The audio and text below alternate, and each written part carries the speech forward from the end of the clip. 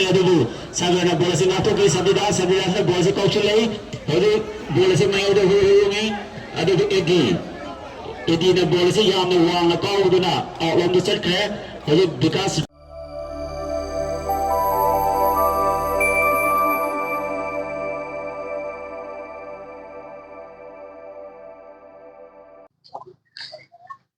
ngasi ayo sida ina laksari boy khone laksari ba mafam asi kaksing wari thongam le kai machin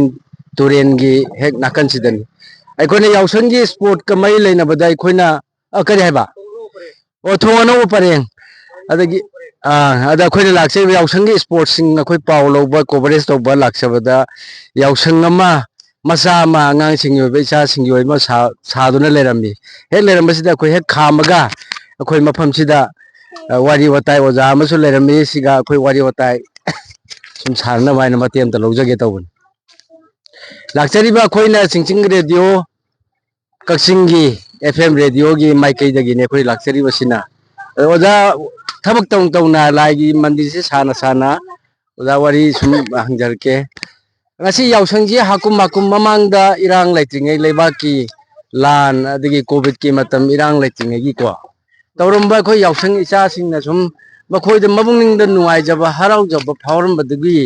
mummy सिंगदुगा हुजी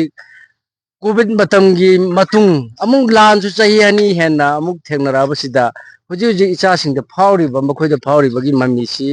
ओजाना हाइपे टेंतंगना फोंदोक पिउने करी करी फावबिबगे यामनि नुंगाय हमरमदा अदुबो इरांगसिगा मै लेना हायगदी होय इरांगसि खरा यावसंगसि सरकार ने उम्मीद तेंसिलिसी होय यामना फयन खले होय होय निमि मंगाने हाना तोरमबदु उम्मीद लेसेमसि याम पामजे अखोइदि होय होय अदुला बाकी इरांगसिना मरी लेना असिदा मरकसिदा कोन नि सांगा तौ लेरगदी मीना खुदोंग चाबसे लौगिदरा खले माने माने अदगी मरथना मुका ओजाना हाबि सिगी मनुंगदा asi akoi mohok sagumna si mandi si laisang si sargo numidang oro mai thabado adum tawdoni natra adum tawdoni o yamna phai yam nungai haibadi akhoi gi manipur da leiba akhoi gi culture sing si su akhoi yokhatpa natra ipai pu dagi tawrukpa amutba yadamina si yokhatpa na su akhoi gi oiba yamna afaba amasu oigadoineba leiba ki oina akhoi khunai sigi akhoi maitei singi oiba ipai pu dagi chai lising kya dagi chanarlaba kainoni na adagi amaga makata janing masi loisalakpada akhoi lekai gi oina su club sing sport kumba tawba khopagi paunu akhoi laujage lakpani karam lekai da sport tawbagi pau oi club lekai si club IYA club si tawjari adagi mama onda YC tawri hoi EBO club makum mari lei wari ya sarkan jere lei si hoi hoi au mari lei je haiba si loina sport tawjari ado masida su ichai ngang sing da lai tingi kano tori ba lang yo mayam sing amasung moisu sport to da saru yahan gani natra yahan gadun o yam nuai yam ado di ojai su mandi sabada mapung phana ngamjin bo biro losen bo biro aduga sport to su akhoi horen akhoi sum chachari si sport sing mapung khodi makta kaksing da leiba watara ni thois da leiba club sing moine he pangthokpa sport ki thoram sing do akhoi madu coverage tawnu ba lakchabani ojai sumai papu obiro akhoi sumai pakcharage thank you matang sida lakchari ba khoi si chingching radio gi thomi sing ni aduga koina chatpa yausang jiga mai lena ba sport siga mai lena ba wari watai sing adi ama di cover to lakchabani adu club sigi maming amadi ojagi ming I ming bayang tem projensi president Ideal Youth Association haba adi sport si yausang manung sida lumi kyani chathabi gadam akhoi se mau chade yausang manung ga tawjabani adubu angam kai players singa se team yang tholakpa 27 teams ne ba ana rotation ji tarum matam da no mada match tara sanata yadaba yausang manung waraga di ana mangjong na ni mamang da koi yom da match taruk sanaga koi hona jabani aduga tang kuni pan da losin jagani kuni pan ba adagi mamang da hana sanagi badanga sing ko lapu kapi adagi ama nupi sing yawba ke me ama mamang chai sing gadi tawidana ado kumsi gi oina irang sige kari ga ama kari item oina adu manung sida sport lamjen yawrakani marathon race mutin machagi nupa machagi aduga ꯏꯆꯜ-ꯏꯆꯦꯁꯤꯡꯒꯤ ꯀꯩꯅꯣ ꯈꯔ ꯌꯥꯎꯁꯤꯔꯅ ꯇꯧꯏ ꯉꯔꯥꯡꯗꯨ ꯀꯧꯖꯕꯅꯤ ꯌꯥꯎꯕꯤꯔꯗꯤ ꯅꯨꯡꯉꯥꯏꯒꯅꯤ ꯃꯣꯏ ꯑꯗꯨꯝ ꯌꯥꯎꯖꯒꯦ ꯍꯥꯏ ꯉꯔꯥꯡꯁꯤ ꯍꯥꯏꯗꯤ ꯏꯃꯥ ꯏꯕꯦꯜꯁꯤꯡ ꯀꯧꯋꯦꯕ ꯑꯗꯨꯕꯨ ꯍꯧꯖꯤꯛ ꯐꯥꯎꯉꯩꯗ ꯃꯣꯏ ꯔꯤꯄ꯭ꯔꯖꯦꯟꯇꯦꯁꯟ ꯍꯥꯏꯒꯗ꯭ꯔꯥ ꯀꯩꯅꯣ ꯃꯣꯏ ꯑꯁꯤ ꯌꯥꯎꯅꯦꯗꯤ ꯄꯤꯔꯛꯇ꯭ꯔꯤ ꯍꯧꯖꯤꯛ ꯐꯥꯎꯃꯛꯀꯤ ꯑꯣ ꯑꯗꯨ ꯃꯊꯪꯁꯤ ꯑꯃ ꯋꯥꯔꯤꯁꯤ ꯁ꯭ꯄꯣꯔꯠꯀꯗꯤ ꯃꯔꯤ ꯂꯩꯅꯗꯕ ꯑꯗꯨ ꯀꯣꯟꯅꯗꯤ ꯂꯩꯅꯔꯛꯀꯗꯕ ꯑꯩꯅ ꯑꯣꯖꯥꯗꯒꯤ ꯂꯧꯖꯅꯤꯡꯉꯤꯁꯤ ꯂꯩꯀꯥꯏꯒꯤ ꯏꯆꯜ ꯏꯆꯦꯁꯤꯡ ꯆꯍꯤ ꯈꯨꯗꯤꯡꯒꯤꯗꯤ ꯑꯩꯈꯣꯏꯒꯤ ꯏꯔꯥꯡꯁꯤ ꯂꯩꯇ꯭ꯔꯤꯉꯩꯗꯀꯣ ꯑꯩꯈꯣꯏ ꯊꯥꯕꯜ ꯆꯣꯡꯖꯒꯦ ꯀꯩꯗꯧꯒꯦ ꯂꯩꯀꯥꯏ ꯀ꯭ꯂꯕꯁꯤꯡ ꯏꯌꯥꯝꯕꯁꯤꯡ ꯑꯗꯒꯤ ꯏꯕꯨꯡꯁꯤꯡꯅ ꯉꯥꯛꯄꯤꯌꯨ ꯁꯦꯟꯕꯤꯌꯨ ꯍꯥꯏꯗꯅ ꯑꯩꯈꯣꯏ ꯆꯍꯤ ꯈꯨꯗꯤꯡꯒꯤꯗꯤ ꯍꯥꯏꯗꯅ ꯀꯨꯝꯁꯤꯗꯤ ꯃꯗꯨꯃꯒꯤ ꯄꯥꯎ ꯅꯨꯡ ꯊꯥꯕꯜ ꯆꯣꯡꯕꯒꯤ ꯀꯩꯗꯧꯕꯒꯤ ꯑꯃ ꯂꯥꯛꯄꯤꯗꯕ꯭ꯔꯥ ꯊꯣꯏꯗꯣꯛꯄ ꯂꯥꯛꯇꯦ ꯀꯨꯝꯁꯤꯒꯤꯗꯤ ꯃꯃꯥꯡ ꯆꯍꯤꯗꯗꯤ ꯑꯩꯈꯣꯏ ꯁ꯭ꯀꯨꯜ ꯀ꯭ꯂꯕꯅ ꯔꯤꯄ꯭ꯔꯖꯦꯟ ꯀꯩꯅꯣ ꯂꯥꯡꯖꯔꯒ ꯑꯣꯔꯒꯅꯥꯏꯖ ꯇꯧꯔꯒ ꯑꯆꯧꯕ ꯊꯥꯕꯜ ꯆꯣꯡꯕꯤꯁꯤ ꯆꯍꯤ ꯈꯨꯗꯤꯡꯒꯤ ꯂꯣꯏꯔꯛꯄꯗ ꯑꯃꯗꯩ ꯇꯥꯗꯅ ꯑꯗꯨꯝ ꯁꯤꯜꯂꯤ ꯑꯗꯨꯕꯨ ꯀꯨꯝꯁꯤꯗꯤ ꯑꯗꯨ ꯍꯧꯖꯤꯛꯀꯤ ꯂꯩꯔꯤꯕ ꯔꯦꯁꯇ꯭ꯔꯤꯛꯁꯟ ꯑꯗꯨꯒ ꯂꯥꯟꯁꯤꯒ ꯃꯔꯤ ꯂꯩꯅꯅ ꯑꯩꯈꯣꯏꯅ ꯃꯗꯨ ꯔꯦꯁꯄꯦꯛ ꯇꯧꯕ ꯑꯣꯏꯅ ꯔꯤꯒꯥꯔꯗ ꯇꯧꯕ ꯑꯣꯏꯅ ꯀꯨꯝꯁꯤꯒꯤꯗꯤ ꯏꯃꯥ ꯏꯕꯦꯜ ꯃꯈꯩꯅꯁꯨ ꯃꯗꯨ ꯏꯆꯜ ꯏꯆꯦꯁꯤꯡ ꯏꯆꯥꯁꯤꯡꯅꯁꯨ ꯗꯤꯃꯥꯟ ꯇꯧꯗꯦ ꯌꯥꯝ ꯅꯨꯡꯉꯥꯏꯖꯩ ꯍꯧꯖꯤꯛ ꯑꯣꯖꯥꯅ ꯇꯥꯛꯄꯤꯔꯤꯁꯤ ꯃꯃꯥꯡꯉꯩ ꯑꯩꯈꯣꯏꯒꯤ ꯁ꯭ꯄꯣꯔꯠ ꯇꯧꯕ ꯃꯇꯝꯗ ꯑꯩꯈꯣꯏꯒꯤ ꯁ꯭ꯄꯣꯔꯠ ꯂꯣꯏꯔꯒ ꯅꯠꯇ꯭ꯔꯒꯅ ꯂꯣꯏꯁꯤꯜꯂꯛꯄ ꯌꯥꯎꯁꯪꯒꯤ ꯅꯨꯃꯤꯠ 5ꯅꯤꯁꯤꯒꯤ ꯂꯣꯏꯁꯤꯜꯂꯛꯄꯗ ꯊꯥꯕꯜꯒꯨꯝꯕ ꯀꯔꯤꯒꯨꯝꯕ ꯏꯆꯜ ꯏꯆꯦꯁꯤꯡ ꯏꯃꯥ ꯏꯟꯗꯣꯜꯁꯤꯡ ꯃꯧꯁꯤꯡ ꯊꯥꯕꯜ ꯆꯣꯡꯕꯒꯤ ꯅꯨꯡꯊꯤꯟꯗ ꯑꯣꯏꯔꯣ ꯀꯔꯤꯗ ꯑꯣꯏꯔꯣ ꯄꯥꯡꯊꯣꯛꯂꯝꯕꯅꯤ ꯑꯗꯨꯕꯨ ꯀꯨꯝꯁꯤꯒꯤ ꯑꯣꯏꯅꯗꯤ ꯏꯔꯥꯡꯁꯤꯒꯤ ꯃꯇꯨꯡ ꯏꯟꯅ ꯑꯩꯈꯣꯏ ꯔꯦꯁꯄꯦꯛ ꯇꯧꯕ ꯑꯣꯏꯅ ꯂꯩꯕꯥꯛꯀꯤ ꯑꯣꯏꯅ ꯃꯌꯥꯝ ꯑꯋꯥ ꯑꯅꯥ ꯇꯥꯔꯤꯕꯁꯤꯡꯁꯤꯒꯤ ꯃꯇꯨꯡ ꯏꯟꯅ ꯑꯩꯈꯣই ꯀꯨꯝꯁꯤꯗꯤ ꯊꯥꯕꯜ ꯆꯣꯡꯕꯒꯤ ꯊꯧꯔꯝꯗꯣ ꯍꯥꯞꯆꯗ꯭ꯔꯤ ꯍꯥꯏꯖꯕꯅꯤ ꯑꯗꯣ ꯑꯩꯈꯣꯏ ꯏꯔꯣꯏ ꯂꯣꯏꯕ ꯑꯣꯏꯅ ꯑꯩꯈꯣꯏ ꯂꯩꯕꯥꯛꯀꯤ ꯍꯧꯖꯤꯛ ꯍꯧꯖꯤꯛ ꯑꯣꯏꯔꯤꯕ ꯂꯩꯕꯥꯛꯀꯤ ꯃꯅꯤꯄꯨꯔꯒꯤ ꯏꯔꯥꯡꯁꯤꯒꯤ ꯃꯔꯝꯗ ꯀꯔꯤ ꯍꯥꯏꯕꯤꯅꯤꯡꯕ ꯃꯇꯦꯡ ꯑꯃꯇꯪ ꯑꯣꯖꯥꯅ ꯐꯣꯡꯗꯣꯛꯄꯤꯌꯨ ꯍꯧꯖꯤꯛ ꯆꯍꯤ 2 ꯐꯥꯖꯤꯜꯂꯛꯂꯕ ꯑꯁꯤꯒꯨꯝꯂꯕ ꯂꯥꯜ ꯑꯁꯤꯒꯤ ꯃꯇꯥꯡꯗꯗꯤ ꯑꯩꯈꯣꯏ ꯊꯣꯏꯗꯣꯛꯅ ꯍꯥꯏꯅꯤꯡꯕꯗꯤ ꯃꯌꯥꯝ ꯂꯩ ꯍꯥꯏꯕꯤꯌꯨ ꯑꯗꯨꯒ ꯍꯥꯏꯅꯤꯡꯕ ꯃꯌꯥꯝ ꯂꯩꯔꯒꯁꯨ ꯍꯧꯖꯤꯛ ꯂꯩꯔꯤꯕꯁꯤꯗꯤ ꯁꯦꯟꯇꯔ ꯒꯚꯔꯟꯃꯦꯟꯠꯅ ꯃꯣꯏꯗ ꯐꯨꯠꯕꯣꯜꯗꯨ ꯀꯥꯎꯊꯣꯛꯈ꯭ꯔꯕꯅ ꯃꯈꯣꯏꯅ ꯐꯨꯠꯕꯣꯜ ꯁꯥꯟꯅꯔꯝꯕꯗꯨ ꯃꯣꯏꯅ ꯕꯣꯜ ꯄꯥꯏꯁꯤꯟꯈ꯭ꯔꯦ ꯏꯚ꯭ꯔꯤꯊꯤꯡ ꯄꯥꯏꯁꯤꯟꯈ꯭ꯔꯕꯅ ꯑꯩꯈꯣꯏ ꯀꯔꯤ ꯍꯥꯏꯒꯗꯕꯅꯣ ꯈꯪꯗꯦ ꯁꯤꯗꯗꯤ ꯑꯩꯈꯣꯏ CSOꯁꯤꯡ ꯂꯣꯏꯅꯅ ꯀꯨꯀꯤꯒꯤ ꯂꯩꯔꯤꯕ ꯀꯨꯀꯤꯗ ꯕꯦꯁ ꯇꯧꯔꯤꯕ CSOꯁꯤꯡ ꯄꯨꯟꯅ ꯑꯃꯨꯛꯇꯪ ꯐꯝꯃꯤꯟꯅꯔꯒ ꯋꯥꯔꯤ ꯋꯥꯇꯥꯏ ꯁꯥꯟꯅꯔꯒꯗꯤ ꯁꯨꯡꯁꯣꯏꯗꯅ ꯃꯗꯨ ꯐꯨꯜ ꯑꯣꯏꯕ ꯔꯤꯖꯜ ꯂꯥꯛꯀꯅꯤꯅ ꯈꯟꯖꯩ ꯂꯣꯏꯅꯅ ꯃꯗꯨꯒꯤ ꯔꯤꯖꯜꯗꯨ ꯂꯥꯛꯄ ꯃꯇꯝꯗ ꯑꯩꯈꯣꯏ ꯃꯅꯤꯄꯨꯔꯗ ꯁꯥꯟꯇꯤ ꯑꯣꯏꯕ ꯐꯤꯕꯝꯗ ꯍꯟꯖꯤꯜꯂꯛꯅꯕ ꯍꯥꯟꯅꯒꯤ ꯐꯤꯕꯝꯗ ꯍꯟꯖꯤꯜꯂꯛꯅꯕ ꯑꯩꯁꯨ ꯏꯁꯣꯔꯗ ꯄ꯭ꯔꯥꯊꯅꯥ ꯇꯧꯖꯔꯤ ꯌꯥꯝ ꯅꯨꯡꯉꯥꯏꯖꯩ ꯑꯣꯖꯥ ꯏꯔꯣꯏ ꯂꯣꯏꯕ ꯑꯣꯏꯅ ꯑꯩꯈꯣꯏꯒꯤ ꯍꯧꯔꯛꯂꯤꯕ ꯍꯧꯖꯤꯛ ꯍꯧꯖꯤꯛꯁꯨ ꯒ꯭ꯔꯥꯎꯟꯁꯤꯗ ꯁꯥꯟꯅꯔꯤ ꯑꯩꯈꯣꯏ ꯃꯤ ꯀꯌꯥꯒꯤ ꯇꯤꯝꯅꯣ ꯁꯥꯟꯅꯔꯤꯁꯦ ꯑꯣꯖꯥ ꯁꯥꯟꯅꯔꯣꯏ ꯁꯥꯟꯅꯔꯤꯁꯤ 5 men aside 5 men aside ꯑꯁꯤꯒꯤ ꯒꯦꯝꯁꯤꯁꯨ ꯃꯄꯨꯡ ꯐꯥꯅ ꯑꯩꯈꯣꯏ ꯀꯦꯃꯦꯔꯥꯃꯦꯟꯅ ꯑꯝꯇ ꯂꯧꯕꯤꯌꯨ ꯂꯣꯏꯅꯅ ꯋꯥꯔꯤ ꯁꯥꯅ ꯑꯩꯈꯣꯏꯒꯤ ꯍꯧꯖꯤꯛ ꯍꯥꯏꯇꯥꯔꯦ ꯑꯩꯈꯣꯏꯒꯤ ꯃꯅꯤꯄꯨꯔꯗ ꯊꯣꯛꯂꯤꯕ ꯏꯔꯥꯡꯁꯤꯡꯁꯤ ꯃꯁꯤꯒꯤ ꯃꯔꯨꯑꯣꯏꯅ ꯑꯩꯈꯣꯏꯒꯤ ꯅꯍꯥꯁꯤꯡꯗ ꯃꯁꯤꯒꯤ ꯀꯩꯅꯣꯁꯤ ꯐꯅꯅꯕ ꯍꯥꯏꯇꯥꯔꯦꯅꯦ ꯁꯥꯟꯅꯔꯣꯏꯁꯤꯡꯗ ꯀꯔꯤ ꯑꯣꯏꯅ ꯑꯩꯈꯣꯏꯒꯤ ꯑꯣꯖꯥꯒꯤ ꯃꯥꯏꯀꯩꯗꯒꯤ ꯑꯩꯈꯣꯏ ꯄꯥꯎꯖꯦꯜ ꯄꯤꯕꯤꯅꯤꯡꯕ ꯇꯨꯡꯗ ꯍꯧꯔꯛꯏꯕ ꯑꯉꯥꯡꯁꯤꯡ ꯑꯃꯗꯤ ꯁꯥꯟꯅꯔꯣꯏꯁꯤꯡ ꯍꯧꯖꯤꯛ ꯂꯩꯔꯤꯕ ꯃꯅꯤꯄꯨꯔꯒꯤ ꯇ꯭ꯔꯦꯟ ꯑꯁꯤꯗꯩꯗ ꯅꯠꯇꯕ ꯆꯤꯟꯖꯥꯛ ꯆꯥꯕ ꯑꯗꯨꯒ ꯃꯗꯨ ꯆꯥꯔꯨꯔꯕꯅꯤꯅ ꯅꯠꯇꯕ ꯁꯥꯖꯠ ꯆꯠꯂꯛꯄ ꯃꯁꯤ ꯑꯦꯚꯣꯏꯗ ꯇꯧꯅꯅꯕꯒꯤꯗꯃꯛꯇ ꯑꯩꯈꯣꯏ ꯈꯨꯡꯒꯪꯗ ꯚꯤꯂꯦꯖꯁꯤꯡꯗ ꯀꯣꯅꯦꯗ ꯂꯩꯔꯤꯕ ꯏꯆꯥ ꯏꯁꯨ ꯃꯈꯩ ꯏꯆꯥ ꯃꯈꯩꯁꯦ ꯁꯥꯟꯅꯕꯔꯣꯝꯗ ꯄꯨꯊꯣꯛꯑꯒꯗꯤ ꯁꯨꯡꯁꯣꯏ ꯁꯣꯏꯗꯅ ꯃꯈꯣꯏꯅ ꯆꯥꯅꯤꯡꯕ ꯐꯠꯇꯕ ꯆꯤꯟꯖꯥꯛ ꯆꯥꯔꯣꯏꯅ ꯈꯟꯖꯩ ꯑꯗꯨꯅ ꯑꯩꯈꯣꯏ ꯌꯥꯝꯗ꯭ꯔꯕꯗ ꯑꯩꯈꯣꯏ ꯀ꯭ꯂꯕꯀꯤ ꯆꯍꯤ ꯈꯨꯗꯤꯡꯒꯤ ꯃꯁꯤꯃ ꯇꯧꯖꯔꯦ ꯃꯔꯛꯇ ꯑꯃꯒ ꯁꯤꯟꯅꯅꯕ ꯑꯩꯈꯣꯏ ꯍꯣꯠꯅꯖꯔꯤ ꯌꯥꯝ ꯅꯨꯡꯉꯥꯏꯖꯩ ꯑꯩꯈꯣꯏ ꯐꯤꯜ ꯐꯪꯉꯒꯗꯤ ꯑꯩꯈꯣꯏ ꯁꯨꯡꯁꯣꯏ ꯁꯣꯏꯗꯅ ꯑꯆꯧꯕ ꯑꯩꯈꯣꯏ ꯇꯣꯔꯅꯥꯃꯦꯟ ꯁꯤꯟꯗꯅ ꯑꯩꯈꯣꯏ ꯂꯩꯀꯥꯏꯁꯤꯗ ꯅꯠꯇꯅ ꯈꯨꯡꯒꯪꯁꯤꯒꯤ ꯑꯣꯏꯕ ꯑꯩꯈꯣꯏ ꯄ꯭ꯂꯁ ꯃꯅꯤꯄꯨꯔꯒꯤ ꯑꯣꯏꯕ ꯁꯥꯟꯅꯔꯣꯏ ꯀꯌꯥ ꯄꯨꯊꯣꯛꯅꯕ ꯑꯩꯈꯣꯏ ꯄꯥꯟꯗꯝ ꯊꯝꯖꯩ ꯍꯧꯖꯤꯛꯃꯛꯁꯨ ꯑꯩꯈꯣꯏꯒꯤ ꯅꯦꯁꯅꯦꯜꯒꯤ ꯄ꯭ꯂꯦꯌꯔ ꯑꯣꯏꯅ ꯁꯥꯟꯅꯕ ꯑꯩꯈꯣꯏ ꯂꯩꯀꯥꯏꯁꯤꯗꯒꯤ ꯐꯨꯠꯕꯣꯜꯒꯤ ꯐꯤꯜꯗ ꯁꯦꯄꯥꯛ ꯇꯥꯀ꯭ꯔꯣꯒꯤꯗ ꯑꯉꯥꯡ 2-3 ꯂꯩ ꯑꯗꯨꯒ ꯁꯥꯏꯀ꯭ꯂꯤꯁꯀꯤ ꯒꯣꯜ ꯃꯦꯗꯥꯂꯤꯁ 2-3 ꯂꯩ ꯑꯩꯈꯣꯏ ꯂꯩꯀꯥꯏꯗ ꯑꯗꯨꯅ ꯃꯗꯨꯕꯨ ꯑꯩꯈꯣই ꯆꯍꯤ ꯈꯨꯗꯤꯡꯒꯤ ꯃꯈꯣꯏꯗꯨ ꯄ꯭ꯔꯃꯣꯠ ꯇꯧꯕ ꯑꯣꯏꯅ ꯑꯩꯈꯣꯏ ꯃꯣꯏꯗ ꯑꯦꯋꯥꯔꯗ ꯍꯥꯏꯒꯗ꯭ꯔꯥ ꯀꯔꯤꯗꯅꯣ ꯏꯟꯁꯦꯟꯇꯤꯚ ꯑꯦꯋꯥꯔꯗ ꯃꯆꯥ ꯑꯃꯃꯝ ꯆꯍꯤ ꯈꯨꯗꯤꯡ ꯄꯤꯖꯩ ꯀꯨꯝꯁꯤꯒꯤꯁꯨ ꯂꯣꯏꯔꯛꯄ ꯅꯨꯃꯤꯠꯁꯤꯗ ꯌꯥꯎꯁꯪ ꯁ꯭ꯄꯣꯔꯠꯁꯤ ꯂꯣꯏꯔꯛꯄꯁꯤꯗ ꯃꯈꯣꯏꯒꯤ ꯂꯩꯇ꯭ꯔꯒꯁꯨ ꯃꯈꯣꯏ ꯒꯥꯔꯖꯤꯌꯟꯁꯤꯡꯒꯤ ꯊ꯭ꯔꯨꯗ ꯑꯩꯈꯣꯏ ꯃꯗꯨ ꯃꯤꯠ ꯇꯧꯅꯅꯕ ꯌꯧꯍꯟꯅꯅꯕ ꯍꯣꯠꯅꯖꯔꯤ ꯃꯗꯨꯁꯨ ꯑꯩꯈꯣꯏ ꯆꯤꯡ ꯔꯦꯗꯤꯑꯣꯒꯤ ꯃꯥꯏꯀꯩꯗꯒꯤ ꯑꯃꯨꯛꯇꯪ ꯄꯥꯎ ꯄꯤꯕꯤꯔꯛꯑꯗꯤ ꯑꯩꯈꯣꯏ ꯌꯥꯎꯖꯕ ꯐꯪꯖꯅꯕꯒꯤꯗꯃꯛꯇ ꯔꯤꯄꯣꯔꯠ ꯂꯧꯖꯅꯕꯒꯤꯗꯃꯛꯇ ꯇꯥꯡ 19 19 ꯒꯤ ꯏꯚꯤꯅꯤꯡꯗ ꯑꯩꯈꯣꯏ ꯄ꯭ꯔꯥꯏꯖ ꯂꯣꯏ ꯌꯦꯟꯊꯣꯛꯆꯒꯅꯤ ꯃꯗꯨꯗꯩꯗ ꯑꯩꯈꯣꯏꯒꯤ ꯅꯦꯁꯅꯦꯜ ꯄ꯭ꯂꯦꯌꯔꯁꯤꯡ ꯃꯣꯏ ꯒꯥꯔꯖꯤꯌꯟꯁꯤꯡ ꯀꯧꯊꯣꯛꯆꯒꯅꯤ ꯑꯩꯈꯣꯏ ꯑꯗꯨꯝ ꯁꯨꯡꯁꯣꯏꯗꯅ ꯅꯨꯃꯤꯠꯇꯨꯗ ꯑꯩꯈꯣꯏ ꯂꯥꯛꯄ ꯉꯝꯕ ꯑꯣꯏꯖꯒꯦ ꯑꯗꯨꯒ ꯍꯧꯖꯤꯛ ꯄꯥꯡꯊꯣꯛꯏꯕ ꯁ꯭ꯄꯣꯔꯠꯀꯤ ꯀꯩꯅꯣꯁꯤꯡꯁꯤꯁꯨ ꯑꯣꯖꯥꯒꯤ ꯃꯄꯨꯡ ꯐꯥꯅ ꯑꯩꯈꯣꯏ ꯄꯥꯡꯊꯣꯛꯄ ꯉꯝꯕ ꯑꯣꯏꯕꯤꯌꯨ ꯍꯥꯏꯅ ꯆꯤꯡ ꯔꯦꯗꯤꯑꯣ ꯃꯥꯏꯀꯩꯗꯒꯤ ꯑꯣꯖꯥꯕꯨ ꯍꯟꯅ Thank you, thank you, thank you, Thank you. Radio. Thank you.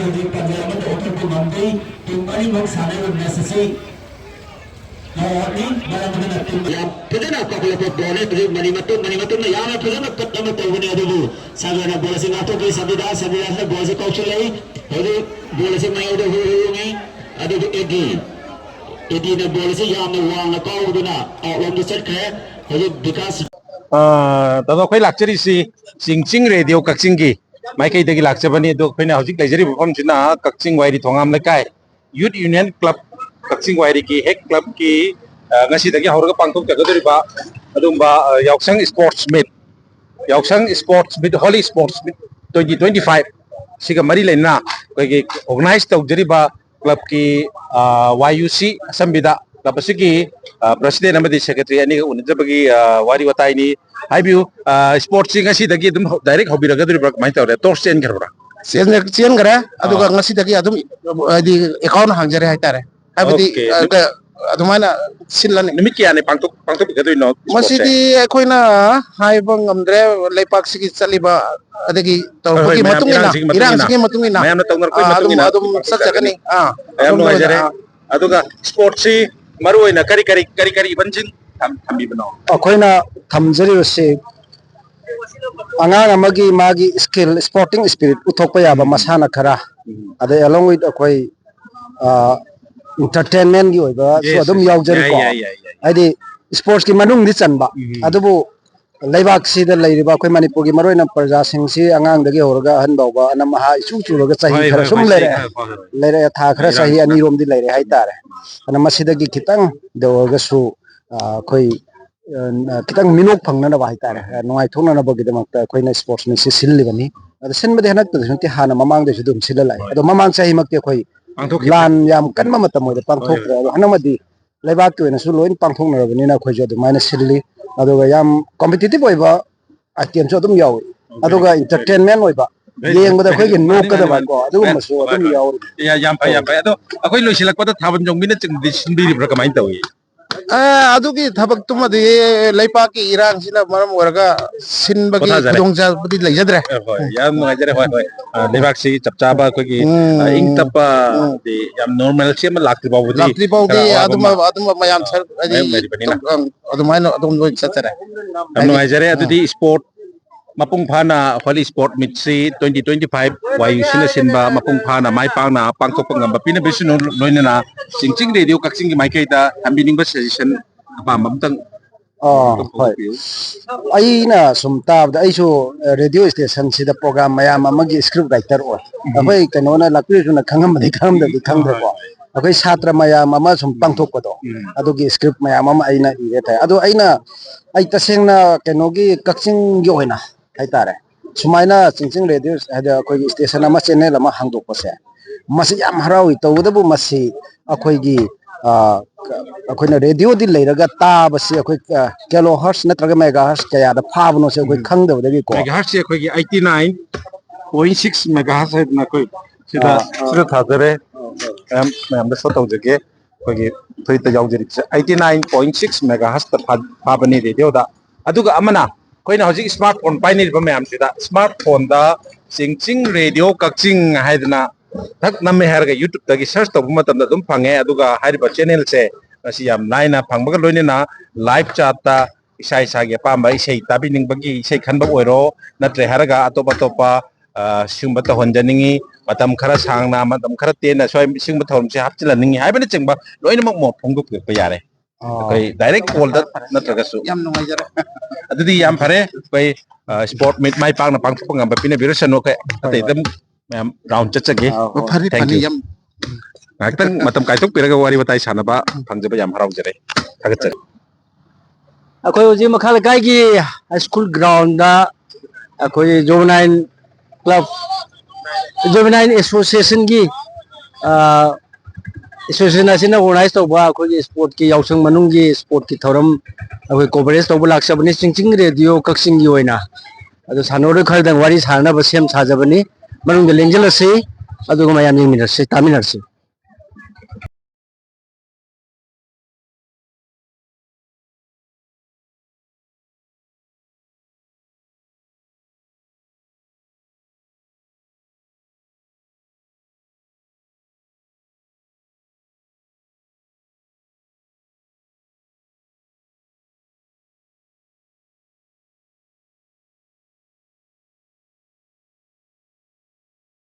Home Pareng versus Thongan Pareng. Ahanda match meeting ahanda match to sanadaba team mani adi Home Pareng versus team Thongan Pareng. Aduga club की करी भी ꯑꯩꯁꯤ join secretary joint secretary very good nice to meet you ado hojiki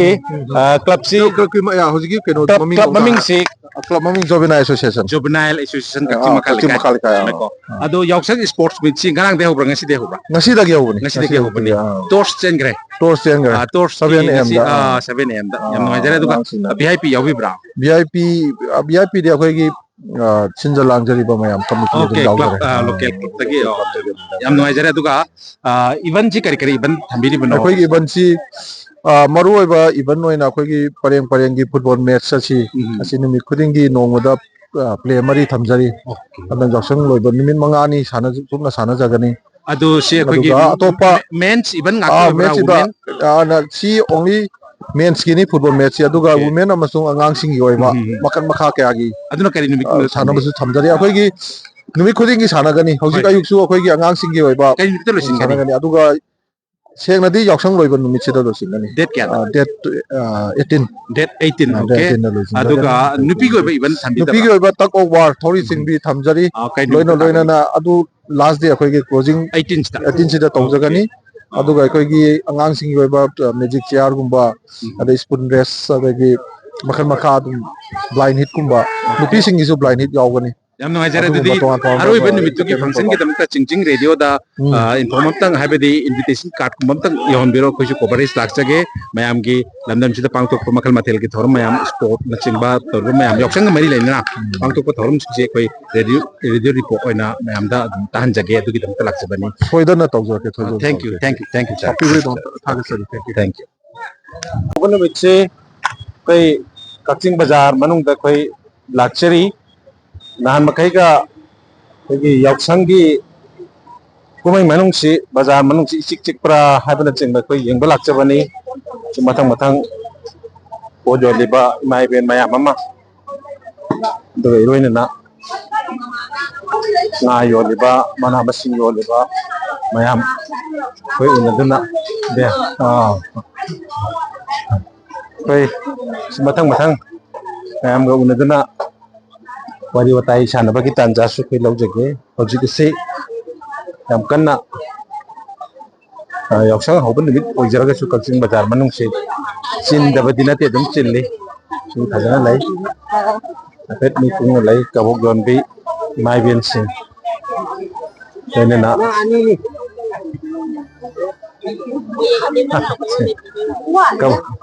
kabok gonbi mai bien sing yamna Kaitel Lairen bini som lagi sih Kaitel Lairen di.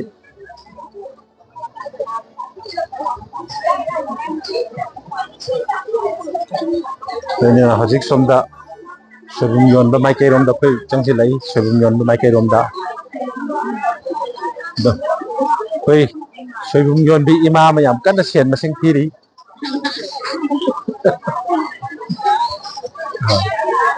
Dagi som da sana kuji yon ba mai kai asiki batik chilli manung si dagi bi pion bigi mai kai ni komda lakchari busse pion bagi mai kai komda kayore thang asum haujin jage pion bi maromda tema jaya Baik, pion bi mai ben chingni lai di base. Cakar ba. Baik, pion bi mai ben chingni lai di se.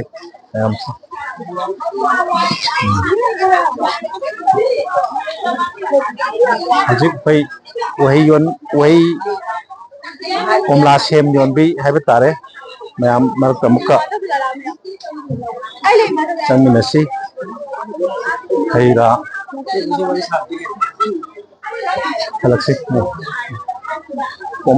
Komla Sem yon ba mayam lai re Komla Sem yon bi koi chinim la chi chati kai yauk chang manung si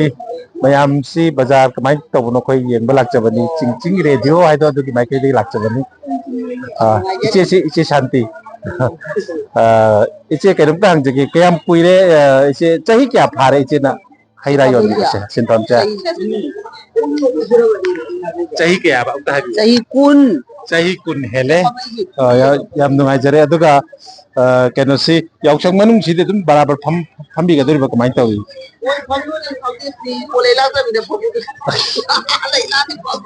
ꯍꯣꯏ ꯄꯣꯠ ꯂꯩꯕꯁꯤ ꯆꯥꯡ ꯑꯣꯏꯅ ꯑꯗꯨꯝ ꯅꯣꯡꯃꯗ ꯀꯌꯥꯃꯨꯛ ꯆꯥꯡ ꯌꯣꯟꯕ ꯉꯝꯃꯤꯁꯦ ꯌꯥꯝ ꯌꯣꯟꯗꯦ ꯅꯍꯥꯟꯋꯥꯏ ꯌꯥꯝ ꯌꯣꯜꯂꯝꯃꯤ ꯍꯧ ꯂꯥꯛꯈꯤꯗꯦ ꯌꯥꯝ ꯌꯣꯟꯗ꯭ꯔꯦ ꯂꯥꯜ ꯃꯅꯨꯡꯁꯤꯗꯤ ꯌꯥꯝ ꯌꯣꯟꯗ꯭ꯔꯦꯕ ꯂꯤꯁꯤꯡ ꯀꯌꯥꯃꯨꯛꯇꯤ ꯌꯣꯜꯂꯦ ꯍꯣꯏ 2-3 ꯅꯣꯡꯃꯒꯤ ꯌꯣꯜꯂꯝꯃꯤꯗ ꯑꯗꯨꯅ ꯍꯔꯥꯎ ꯌꯥꯝ ꯁꯤꯜꯂꯒꯅ 4-5 ꯍꯣꯏ ꯄꯥꯎ ꯇꯝꯕꯤꯔꯤꯕ ꯏꯆꯦꯁꯤ ꯀꯛꯆꯤꯡ ꯋꯥꯏꯔꯤ ꯄꯨꯟꯁꯤ ꯄꯔꯦꯡꯗꯒꯤ ꯏꯆꯦꯒꯤ ꯃꯤꯡꯗꯣ ꯑꯝꯇ ꯍꯥꯏꯕꯤꯌꯨ nang kasi nami wala Santi ꯑꯩꯈꯣꯏꯒꯤ ꯏꯆꯦꯁꯤ ꯋꯥꯏꯔꯤ ꯄꯨꯟꯁꯤ ꯄꯔꯦꯡꯗꯒꯤ ꯏꯆꯦ ꯁꯥꯟꯇꯤ ꯑꯩꯈꯣꯏꯒꯤ ꯌꯥꯝꯅ ꯅꯨꯡꯁꯤꯖꯕ ꯏꯆꯦꯅꯤ ꯌꯥꯝ ꯅꯨꯡꯉꯥꯏꯖꯔꯦ ꯑꯗꯨꯗꯤ ꯑꯩꯈꯣꯏ ꯃꯊꯪ ꯃꯌꯥꯝꯒ ꯑꯃꯨꯛ ꯋꯥꯔꯤ ꯁꯥꯟꯅꯖꯒꯦ ꯑꯩꯈꯣꯏ ꯃꯦꯗꯥꯝ ꯑꯇꯩꯒ ꯁꯨꯝ ꯎꯅꯖꯒꯦ ꯑꯩꯈꯣꯏ ꯃꯦꯗꯥꯝ ꯀꯃꯂꯥꯁꯤ ꯑꯩꯈꯣꯏ madam Santi hangga aigona hangga gono yare ꯑꯩꯈꯣꯏ ꯃꯦꯗꯥꯝ ꯃꯤꯡ ꯍꯥꯏꯕꯤꯌꯨ Kamala Kamala ꯂꯩꯐꯝꯗꯤ Kaching Wairi Senapati Laikai ꯋꯥꯏꯗꯒꯤ ꯑꯗꯣ ꯁꯤꯒꯤ ꯁꯤꯟꯐꯝꯁꯤꯗ ꯍꯩ ꯔꯥ ꯌꯣꯟꯕ ꯀꯣꯝꯂꯥ ꯁꯦꯝ ꯌꯣꯟꯕꯁꯤ ꯀꯌꯥꯝ ꯀꯨꯏꯔꯦ Cai taramuk haram ꯆꯍꯤ 10 ꯌꯥꯝ ꯅꯨꯡꯉꯥꯏꯖꯔꯦ ꯑꯩꯈꯣꯏ ꯂꯥꯛꯆꯔꯤꯕꯁꯤ ꯆꯤꯡ ꯔꯦꯗꯤꯑꯣ ꯀꯛꯆꯤꯡ ꯍꯥꯏꯕꯗꯨꯒꯤ ꯃꯥꯏꯀꯩꯗꯒꯤ ꯂꯥꯛꯆꯕꯅꯤ ꯔꯤꯄꯣꯔꯠ ꯀꯂꯦꯛ ꯇꯧꯕ ꯂꯥꯛꯆꯕꯅꯤ ꯉꯁꯤ ꯌꯥꯎꯁꯪ ꯁ꯭ꯄꯣꯔꯠꯀꯤ ꯃꯌꯥꯝ ꯑꯃ ꯑꯩꯈꯣꯏ ꯀꯂꯦꯛ ꯇꯧꯖꯔꯦ ꯑꯗꯨꯒ ꯀꯛꯆꯤꯡ ꯕꯖꯥꯔꯒꯤ ꯐꯖꯔꯕ ꯀꯔꯤ ꯍꯥꯏꯅꯤ ꯁꯛꯇꯝꯁꯤꯃꯁꯨ ꯑꯩꯈꯣꯏ ꯃꯃꯤ ꯇꯥꯍꯟꯖꯅꯤꯡꯕ ꯑꯗꯨꯅ ꯋꯥꯔꯤ ꯁꯥꯕ ꯂꯥꯛꯆꯕꯅꯤ ꯌꯥꯝ ꯅꯨꯡꯉꯥꯏꯖꯔꯦ ꯑꯗꯨꯗꯤ ꯄꯣꯠꯁꯤꯠꯁꯤ ꯌꯥꯝ ꯐꯕ ꯑꯣꯏꯕꯤꯌꯨ Hoi ꯌꯥꯎꯁꯪ ꯃꯅꯨꯡꯗ ꯃꯅꯥ ꯃꯁꯤꯡ ꯌꯣꯜꯂꯤꯕ ꯏꯃꯥ ꯏꯟꯗꯣꯟ ꯃꯌꯥꯝ ꯑꯃ ꯑꯩꯈꯣꯏ ꯔꯤꯄꯣꯔꯠ ꯂꯧꯖꯒꯦ ꯌꯥꯝ ꯐꯖꯅ ꯑꯩꯈꯣꯏꯒꯤ ꯎ ꯃꯣꯔꯣꯛ ꯍꯥꯏꯇꯥꯔꯦ ꯑꯩꯈꯣꯏ ꯏꯆꯜ ꯍꯥꯏꯖꯒꯦ ꯃꯅꯥ ꯃꯁꯤꯡ ꯌꯣꯟꯕꯤꯔꯤꯕꯁꯤ ꯌꯥꯎꯁꯪ ꯃꯅꯨꯡꯗ ꯑꯗꯨꯝ ꯂꯦꯞꯇꯅ ꯌꯣꯟꯕꯤꯒꯗꯧꯔꯤꯕ꯭ꯔꯥ ꯀꯃꯥꯏꯅ ꯇꯧꯏ Yausang manungsi aidi thabakse khara hadi leibanina hangagadi thoye hangdragadi thokdre ꯑꯗꯣ ꯁꯤꯗ ꯂꯩꯔꯤꯕ ꯎ ꯃꯣꯔꯣꯛꯁꯦ ꯃꯁꯤ ꯌꯥꯝ ꯐꯖꯩ ꯁ꯭ꯋꯥꯏꯗ ꯊꯥꯕꯤꯕ꯭ꯔꯥ ꯅꯠꯇ꯭ꯔꯒ ꯂꯝꯗꯒꯤ ꯌꯣꯟꯅꯅꯕ ꯄꯣꯔꯛꯄ꯭ꯔꯥ ꯇꯤꯛꯄ꯭ꯔꯥ tikpane ꯇꯤꯛꯄꯅꯦꯕ ꯌꯥꯝ ꯐꯖꯈ꯭ꯔꯦ ꯑꯗꯨꯗꯤ ꯌꯥꯝ ꯄꯣꯠ ꯂꯩꯕꯁꯨ ꯂꯥꯛꯑꯦ ꯑꯩꯈꯣꯏ ꯄꯣꯠ ꯂꯩꯕ ꯂꯥꯛꯄꯤꯔꯤꯕꯁꯦ ꯀꯥꯏꯗꯩ ꯑꯣꯏꯕꯤꯔꯕꯅꯣ ꯀꯛꯆꯤꯡ ꯋꯥꯏꯔꯤꯗꯒꯤ ꯋꯥꯏꯔꯤ ꯀꯅꯥ ꯄꯔꯦꯡꯗꯒꯤ ꯁꯕꯜ ꯄꯔꯦꯡ ꯁꯥꯕꯜ ꯄꯔꯦꯡꯗ ꯁꯥꯕꯜ ꯑꯁꯥꯡꯕ ꯑꯩꯈꯣꯏ ꯅꯠꯇꯦ ꯀꯛꯆꯤꯡ ꯋꯥꯏꯔꯤ ꯁꯕꯜ ꯄꯔꯦꯡ ꯍꯥꯏ ꯃꯤꯡ ꯑꯝꯇ ꯍꯥꯏꯕꯤꯔꯝꯃꯨ M Prem Kishan Prem Kisan ꯌꯥꯝ ꯅꯨꯡꯉꯥꯏꯖꯔꯦ ꯌꯥꯎꯁꯪ ꯃꯅꯨꯡꯁꯤ ꯀꯃꯥꯏꯅ ꯇꯧꯏ ꯑꯗꯨꯝ ꯍꯟꯗꯛꯇꯤ ꯌꯥꯎꯁꯪꯒꯤ ꯊꯥꯕꯜ ꯆꯣꯡꯕ ꯌꯥꯎꯕꯤꯗꯣꯔꯤꯕ꯭ꯔꯣ ꯊꯥꯕꯜꯗꯤ ꯆꯣꯡꯗꯧ ꯃꯥꯟꯗ꯭ꯔꯦ ꯀꯛꯆꯤꯡꯒꯤ ꯑꯣꯏꯅꯗꯤ ꯊꯥꯕꯜ ꯆꯣꯡꯕ ꯐꯪꯗꯕꯁꯤ ꯃꯁꯤ ꯀꯃꯥꯏꯅ ꯇꯧꯏ ꯅꯨꯡꯉꯥꯏꯕ ꯐꯥꯎꯕꯤꯕ꯭ꯔꯥ ꯅꯨꯡꯉꯥꯏꯇꯕ ꯐꯥꯎꯕꯤꯕ꯭ꯔꯥ ꯁꯤꯗꯤ ꯅꯨꯡꯉꯥꯏꯇꯦ ꯐꯔꯦ ꯑꯩꯈꯣꯏ ꯂꯩꯕꯥꯛꯁꯤ ꯁꯥꯟꯇꯤ ꯄꯨꯔꯛꯄ ꯑꯣꯏꯁꯅꯨ ꯑꯗꯨꯒ ꯃꯇꯨꯡꯗ ꯑꯩꯈꯣই ꯊꯥꯕꯜ ꯆꯣꯡꯕ ꯑꯗꯒꯤ ꯃꯈꯜ ꯃꯊꯦꯜꯒꯤ ꯍꯔꯥꯎ ꯀꯨꯝꯍꯩ ꯃꯅꯨꯡꯗ ꯇꯧꯕ ꯌꯥꯕ ꯀꯨꯝꯍꯩꯁꯤꯡ ꯑꯩꯈꯣꯏ ꯄꯥꯡꯊꯣꯛꯃꯤꯟꯅꯁꯤ ꯊꯦꯡꯛ ꯌꯨ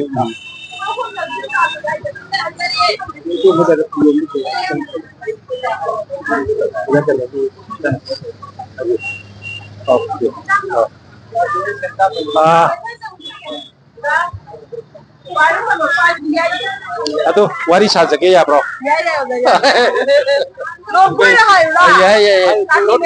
ꯂꯣꯟ ꯈꯔ ꯃꯤꯡ ꯑꯝꯇ ꯍꯥꯟꯅ ꯍꯥꯏꯕꯤꯌꯨ Binobabi Nauren Binobabi ꯌꯨꯝꯁꯦ ꯀꯗꯥꯏꯋꯥꯏꯗꯒꯤ Kaching Phosupal Laikai ꯀꯛꯆꯤꯡ ꯐꯧꯁꯄꯥꯠ ꯂꯩꯀꯥꯏ ꯀꯣꯝꯂꯥ ꯁꯦꯝꯁꯦ ꯑꯣꯟꯊꯣꯛꯅ ꯑꯝꯇ ꯐꯖꯈ꯭ꯔꯦꯗꯅ ꯇꯧꯔꯤꯁꯦ ꯀꯛꯆꯤꯡꯗ ꯌꯣꯟꯕ ꯀꯣꯝꯂꯥ ꯁꯦꯝꯁꯤꯅ ꯈꯔ ꯍꯦꯟꯅ ꯊꯨꯝꯃꯝꯗꯧ ꯃꯥꯜꯂꯦ ꯍꯥꯏꯅ ꯑꯗꯨ ꯆꯨꯝꯕ ꯖꯥꯠꯂꯥ Chumi chumi Kaching da yomba na khaya yensu hawe ꯑꯗꯨꯗꯤ ꯃꯌꯥꯝꯁꯤ ꯀꯛꯆꯤꯡꯗꯒꯤ ꯂꯥꯛꯑꯒ ꯂꯣꯏ ꯂꯩꯕ ꯇꯥꯕꯅꯤ Kaching na mamanju hongi Pauzu hele ꯀꯣꯝꯂꯥ ꯁꯦꯝ ꯌꯣꯟꯕꯤꯔꯛꯄꯁꯤ ꯍꯩ ꯔꯥ ꯌꯣꯟꯕꯤꯔꯛꯄꯁꯤ ꯆꯍꯤ ꯀꯌꯥ ꯐꯥꯕꯤꯔꯒꯦ Sahi chi Mari smai hare ꯆꯍꯤ 4 ꯑꯗꯨ ꯁꯤꯟꯐꯝꯁꯤ ꯁꯤ ꯅꯠꯇꯕ ꯑꯇꯣꯞꯄ ꯇꯧꯕꯤꯕ꯭ꯔꯥ ꯀꯃꯥꯏꯅ ꯇꯧꯏ Taujade sida adum aigi sida moje ꯌꯨꯝꯒꯤ ꯑꯗꯨꯝ ꯃꯦꯟꯇꯦꯅꯦꯟꯁꯁꯤꯅ ꯑꯗꯨꯝ ꯁꯤꯒꯤ ꯁꯤꯠꯄꯅ chi sipana jom tawi adagi ꯑꯗꯨ ꯌꯥꯎꯁꯪ ꯃꯅꯨꯡꯁꯤ ꯀꯃꯥꯏꯅ ꯇꯧꯒꯦ ꯑꯗꯨꯝ ꯕꯔꯥꯕꯔ ꯌꯣꯟꯕꯤꯗꯣꯏꯔꯥ Yausang manungsi iskari numit ma hayang ama ko pareng ma mo yola roi ko heng chana ba senguma mi megi chana ba lejai ꯑꯁ ꯌꯥꯎꯔꯝꯗ꯭ꯔꯦ ade humni chan ba simadi yondrani mani chan ba le pani ma chan ba yolani okay ꯄꯣꯠꯁꯤꯠꯁꯤ ꯌꯥꯝ ꯊꯕꯛ ꯑꯣꯏꯖꯒꯦ ꯑꯣꯏꯕꯤꯌꯨ ꯑꯗꯨꯒ ꯑꯩꯈꯣꯏꯒꯤ ꯆꯤꯡ radio ꯀꯛꯆꯤꯡ ꯍꯥꯏꯗꯨ ꯇꯥꯕꯤꯔꯕ꯭ꯔꯣ? ꯇꯥꯖꯔꯦ ꯇꯥꯖꯔꯦ ꯑꯣ ꯑꯗꯨꯗꯤ ꯏꯁꯩ ꯇꯥꯅꯤꯡꯕ ꯑꯃꯇꯪ ꯈꯟꯕꯤꯔꯛꯎ ꯑꯩꯈꯣꯏ ꯂꯥꯟꯊꯣꯛꯆꯔꯛꯀꯦ ꯌꯥꯏ ꯌꯥꯏ ꯌꯥꯏ ꯈꯟꯖꯔꯛꯀꯦ ꯏꯁꯩꯁꯦ ꯍꯥꯏꯕꯤꯌꯨ ꯀꯔꯤ udu nata lay tawbado ꯀꯅꯥꯅ kamla sai sakpadi khangdre singadu kamlani kano ingen gi atiagi ne ingyengi atiagi film gi kamlana sadananda da pop ek tawraga sakpa tumba cha bakhang dana tawbado ꯑꯣ ꯃꯗꯨ ꯂꯥꯜꯂꯤꯕꯗꯤ ꯑꯩꯅꯤ ꯀꯧꯈꯤ ingen gi atia so haina admana aw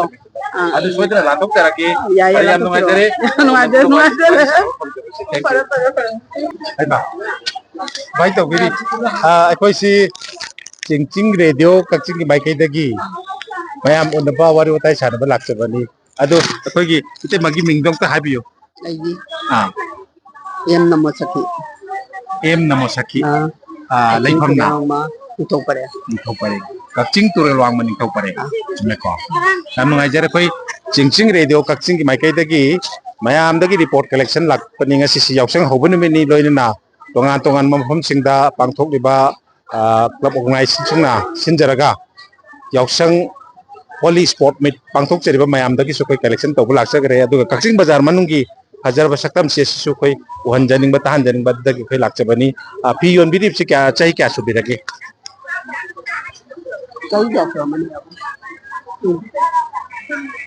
kau ta kunku kanga kunku mani 15 ꯀꯨꯟꯃꯨꯛ ꯁꯨꯔꯦ ꯑꯇꯣꯞꯄ ꯁꯤꯟꯐꯝ ꯑꯇꯩꯗꯤ ꯀꯔꯤ ꯀꯔꯤ ꯇꯧꯕꯤ sen tawge ikatan ꯐꯤ ꯌꯣꯟꯕꯁꯤꯅ ꯑꯗꯨꯗꯤ ꯐꯤ ꯌꯣꯟꯕꯒꯤ ꯁꯤꯟꯐꯝꯁꯤ나 ꯏꯃꯨꯡ ꯑꯗꯨꯝ ꯄꯨꯕ ꯉꯝꯃꯦ nung manung kai ꯁꯤ ꯌꯥꯝ ꯅꯨꯡꯉꯥꯏꯖꯔꯦ ꯑꯗꯨꯗꯤ ꯍꯥꯏꯕꯤꯌꯨ ꯑꯩꯈꯣꯏ ꯆꯤꯡ ꯔꯦꯗꯤꯑꯣ ꯀꯛꯆꯤꯡꯒꯤ ꯊꯧꯔꯝꯁꯤ ꯑꯗꯨꯝ ꯇꯥꯕꯤꯕ꯭ꯔꯥ ꯀꯃꯥꯏꯅ ꯇꯧꯕꯅꯣ hoi tai adum ta ꯑꯗꯨꯗꯤ ꯑꯄꯥꯝꯕ ꯇꯥꯕꯤꯅꯤꯡꯕ ꯏꯁꯩ ꯑꯃꯇꯪ ꯈꯟꯕꯤꯌꯨ ꯀꯔꯤ ꯏꯁꯩꯅꯣ ꯑꯩꯈꯣꯏ ꯂꯥꯟꯊꯣꯛꯆꯔꯛꯀꯦ sei ja kari sei no gojin ha ꯑꯔꯤꯕ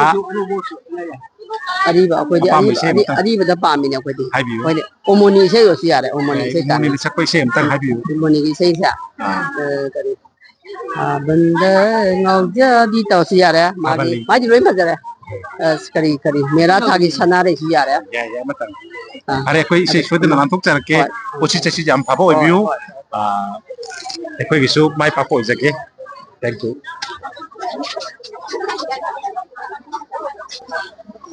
ꯑꯩꯈꯣꯏꯒꯤ ꯁꯅꯥ ꯈꯨꯖꯤ ꯌꯣꯟꯕꯤ ꯃꯌꯥꯝꯁꯤꯒ ꯑꯃꯨꯛ ꯋꯥꯔꯤ ꯁꯥꯟꯅꯖꯒꯦ ꯍꯧꯖꯤꯛꯁꯤ ꯀꯅꯥꯅꯣꯝꯇ ꯃꯄꯨꯁꯤ ꯁꯣꯝꯗ ꯃꯥꯏ ꯑꯣꯟꯊꯣꯛꯄꯤꯔꯛꯑꯣ ꯁꯣꯝꯗ ꯃꯥꯏ ꯑꯣꯟꯊꯣꯛꯄꯤꯔꯛꯑꯣ ꯏꯕꯦꯝꯃ ꯁꯦ ꯁꯣꯝꯗ ꯃꯥꯏ ꯑꯣꯟꯁꯤꯜꯂꯣ ꯃꯥꯏ ꯑꯣꯟꯁꯤꯜꯂꯛꯑꯣ ꯑꯉꯥꯡ ꯅꯨꯡꯁꯤꯕ ꯑꯃꯁꯨ ꯄꯥꯝꯃꯤ ꯅꯪ ꯃꯤꯡꯗꯣ ꯑꯝꯇ ꯍꯥꯏꯔꯛꯑꯣꯁꯦ ai min kumam suwasini ꯁꯨꯕꯥꯁꯤꯅꯤ ꯑꯗꯨꯗꯤ ꯌꯨꯝꯗꯤ chumna ꯆꯨꯝꯅꯥꯡꯗꯒꯤ ꯍꯥꯏꯕꯤꯌꯨ ꯁꯅꯥ ꯈꯨꯖꯤ ꯁꯨꯃꯥꯏꯅ ꯌꯣꯟꯕꯁꯤ ꯀꯌꯥꯝ ꯀꯨꯏꯔꯦ ꯌꯣꯟꯕꯤꯔꯛꯄꯁꯦ chahi manga ꯆꯍꯤ 5 ꯐꯥꯔꯦ ꯑꯣ ꯑꯗꯨꯗꯤ ꯌꯥꯎꯁꯪ ꯃꯅꯨꯡꯁꯤ ꯀꯃꯥꯏꯅ ꯇꯧꯕꯤꯗꯣꯏꯅꯣ ꯑꯗꯨꯝ ꯄꯣꯠꯁꯤ ꯑꯗꯨꯝ ꯌꯣꯟꯕꯤꯗꯣꯏꯔꯥ ꯅꯠꯇ꯭ꯔꯒ ꯂꯦꯞꯀꯗꯣꯏꯔꯥ yasang manungsi hoi adum mawong yenga adum yolasu yonlasu adum tawage ꯐꯔꯦ ꯌꯥꯝ ꯅꯨꯡꯉꯥꯏꯖꯔꯦ ꯑꯗꯨꯗꯤ ꯍꯣꯏ ꯑꯉꯥꯡ ꯑꯃꯁꯨ ꯄꯥꯝꯃꯤ ꯃꯈꯨꯠ ꯌꯥꯝꯅ ꯂꯦꯡꯕ ꯑꯉꯥꯡ ꯑꯃꯁꯨ ꯑꯗꯨꯗꯤ ꯏꯁꯩ ꯑꯝꯇꯪ ꯈꯟꯕꯤꯔꯛꯎ ꯆꯤꯡ ꯔꯦꯗꯤꯑꯣ ꯀꯛꯆꯤꯡꯒꯤ ꯑꯩꯈꯣꯏꯒꯤ ꯔꯦꯗꯤꯑꯣꯗꯨ ꯑꯗꯨꯒꯤ ꯄ꯭ꯔꯣꯒ꯭ꯔꯥꯝꯗ ꯊꯥꯔꯛꯄ ꯌꯥꯕ ꯏꯁꯩ ꯑꯝꯇꯪ ꯈꯟꯕꯤꯔꯛꯎ ꯆꯥꯅꯤꯡꯕ ꯏꯁꯩ ꯑꯝꯇꯪ film se wasu dum yaro ꯌꯥꯏ ꯌꯥꯏ ꯌꯥꯏ edi mami sami gi kano do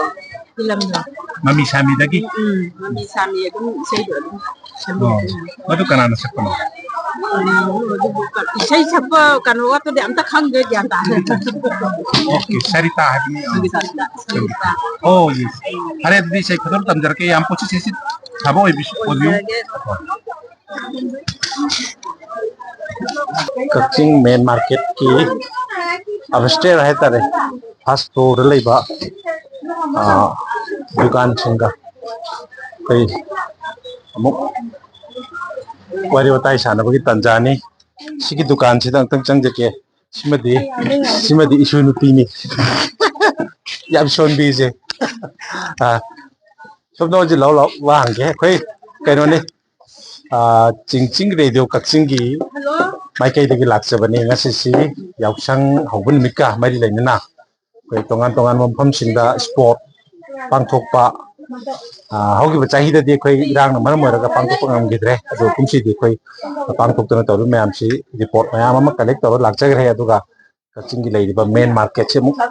ꯃꯌꯥꯝꯁꯤ ꯌꯥꯎꯁꯪ ꯃꯅꯨꯡꯗ ꯀꯃꯥꯏꯅ ꯇꯧꯗꯧꯔꯤ ꯑꯗꯒꯤ ꯀꯔꯤ ꯋꯥꯈꯜꯂꯣꯟ ꯂꯩꯕꯤꯕꯅꯣ ꯍꯥꯏꯕꯅꯆꯤꯡꯕ ꯑꯩꯈꯣꯏ ꯄꯥꯎꯗꯝ ꯃꯌꯥꯝꯗꯒꯤ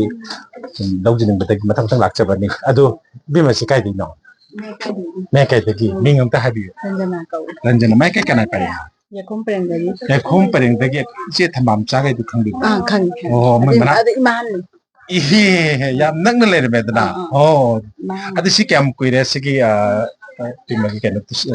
dukan se kami bose dukan tau bose 2015 da ba dai tau ban 2015 jadi chahi kyam khairani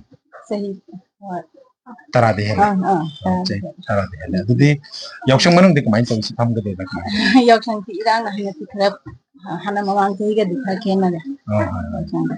adudi pare osi chachi te adum chang ma de dum adum chili ko mayeng ta oh hoi hoi irang si man irang he paraga dikhare na sikke to nung ma de kya sikka asaro pa di ni la pin na tu na haidara ti si na haiba hana mamang sahi ga di yang khena de yausang ti jo hai pasi yam handare chawak pa hai di lupa lising tara ama de manga ama hai bis very good hoi hoi adu babu ya adu sang silim jam pare ko koi si sum yausang gi report ne koi na matang tang mayam dagi collect to balai si ching gi radio ka sing ha ma tar ba ai da jing si a phone dum to photo ne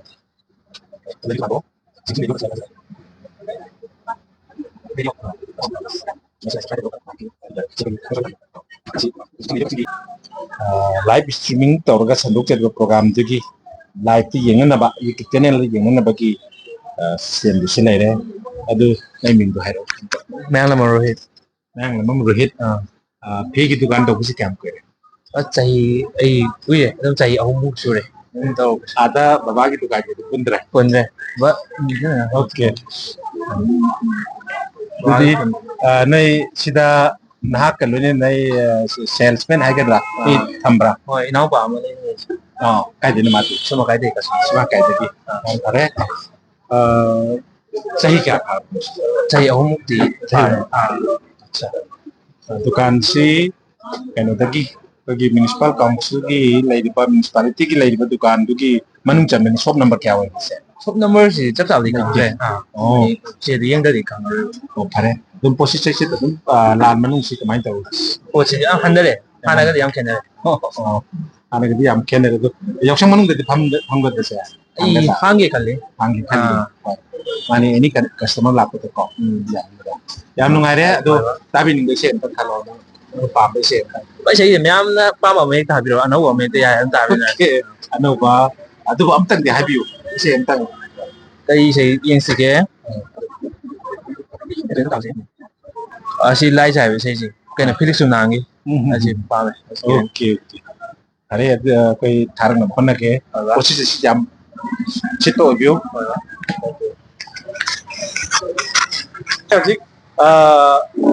jing radio kaching gi timni lakchari base yausang manung sida kaching ya oiriba main market sigi oiba atmosphere yam da thangan janin ba dum paud ma koi loba lakchabani tongan ma pham sing da pang tok pa yausang gi holy sports meet koi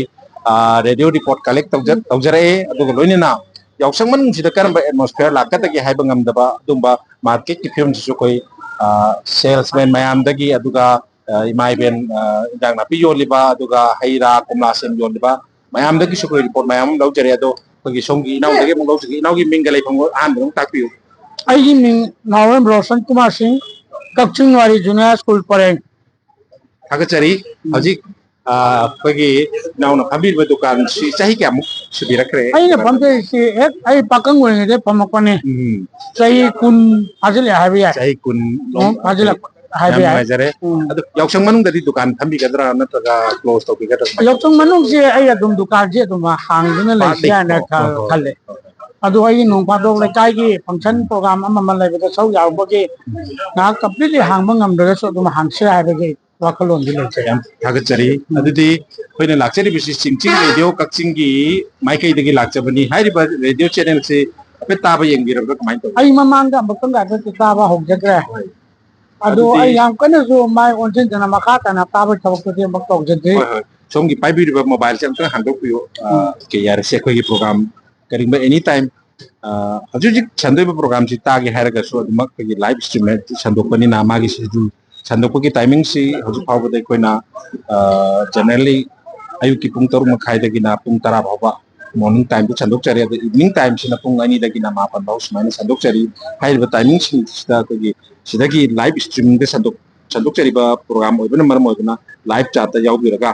sei nungai apa makan ber to siare adu cinna kai sei amatang apa mai sei amatang kan ber isai si yoksang matang ga iroina na yoksang di web sibudi leiba mong thawong sibudi hana dagi kan ba ho ma kha leirasu ai si lekai gi mandi gi su thawno pujaba dum bamroi aba oibna don chin bane adu don gi raga da yoksang gi oibe sei oina mati amtang oina tawjage kai kai yai sakpi si live ta ma sakpi okay thamna thambo thambalak tha dokpa chamuguna koi chinchili koi tantane ka pipi sakari ri ri ri thamna thambo thambalak tha dokpa chamuguna atam sai samanu bachan lagare sei siba jo phaje do andak se koi gi chingching radio ki mai kai da ki haba tare ko koi collaborator herga hoi hoi sei ahum thok sei hai ri sei ahum si na chom hai ba tum sansthan sei no mai gi sansthan ni siga sam naraga collaborator ki thok chaba sei ki leibak bai sei ni koi kaching gi oja kalimon lai gi traba adagi oja pramodini retired doinana koi oja kunje ke chomuksan hai ba ahum sina ibirakpa sei ahum puthok sei hai ri sigi manung da AK Pisakari hai ba ma yawi hai ba sei se koi koi gi inau gi keno da ai ngang ba adu mati am ta jara koi direct hajaram ge adum tabiu mayam da sukara share to biu sei si apuna taminaraga sei sina mayam da piri ba message to koi ma tu khamina si ado chingching radio kakching gi thorom sing si sar jabi ba loina marang marak ta koi live ta yaubiraga sei apam ba khandirakpa aduga mayam da su hena phagada ba mong da sum sum ta hondani ya ba tu ibirakpa yare live ta si yaubirappa matam da adu radio ki mic dagi sandor ko ya ba sei amatang khanbiu apam ba sei amatang madudi kona tamna khalage ai chingching radio bu aina ahan ba makta da aje yamna iram dam chigi ba ai sa tu kaching dagi na kaching sida sumba radio channel lama putopi juna masibu achauba ena mai pakpa ma wona de mutta masida matam kai kokna public ta chawe awareness pangan bina ba amadi ngaki awa potha bada madi oina na bagi saino magi program matam matam gi bele pak ko be ira ga mai le na bada pokdom pokjel pi duna asigi lamdam sida masiumba chingching radio na choba thogdang lo duna mayam da ngasigi sana le pak manipur da sumba nungai ba program mayam pibi duna amadi gyaloksing amadi minna singam biduna chingching radio na lobi ba thogdang sibu so ai hanna nam su thaga chari aduga chingching radio ki staff on lai biri ba punna mabu suno lu nei kai kuna lo tina heng batung koina sumba yam da choba radio adumba station gumba ajar station ama obibo oyu aina ai so da so ai site tagi thagachari karigumba sangba matam laibi matam da chingching radio ki station da lakpiduna studio da nong phado wari watai sanaba ki thoram su koi pangthok minasi anana thagachari chillaba matam ngakang kaitok pi reharaga lakchari be koi wari watai ngakang sanaba pangjaba thagachari thank you